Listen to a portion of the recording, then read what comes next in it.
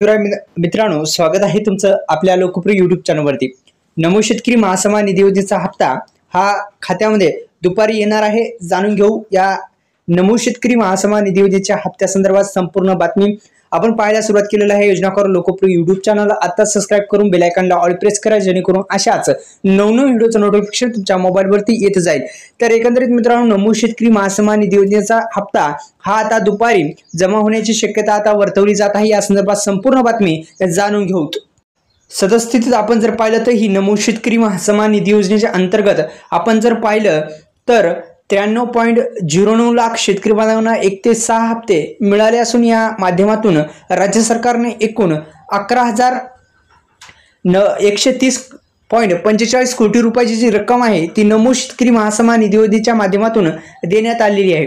आता नमो शेतकरी महासन्मान निधी योजनेचा कितवा हप्ता येणार आहे तर 6वा हप्ता आतापर्यंत देण्यात आलेला आहे आणि 7व्या हप्त्याचं थेट वितरण आता होण्याची शक्यता वर्तवली जात आहे आणि हा हप्ता थेट शेतकरी बांधवांच्या खात्यामध्ये आधार संलग्न बँकेमध्ये मिळण्याची शक्यता वर्तवली जात आहे। तर एकंदरीत संपूर्ण बातमी आपण जाणून घेऊ काय आहे संपूर्ण बातमी। चला तर पुन्हा एकदा विनंती आहे, आपल्या YouTube चॅनलला सबस्क्राइब करून बेल आयकॉनला ऑल प्रेस करायला विसरू नका। एकंदरीत मित्रांनो, आपण जर पाहिलं तर हप्ता जो आहे तो येण्यासाठी आपल्याला महत्त्वपूर्ण या योजनेसाठी ई-केवायसी करण्याची गरज नाही। हे फार महत्त्वाचं आहे की ई-केवायसी या योजनेची होत नाही, फक्त PM किसान योजनेची होती। नमो शेतकरी योजनेची ई-केवायसी वगैरे काही होत नाही।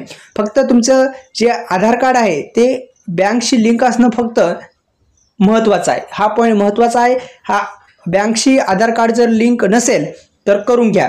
त्यामुळे जर कोणी शेतकरी बांधव लाभ घेत असेल आणि त्यांनी जर ई-केवायसी जी PM किसान योजनेची आहे तीच करायची आहे, हा महत्त्वाचा पॉईंट आहे।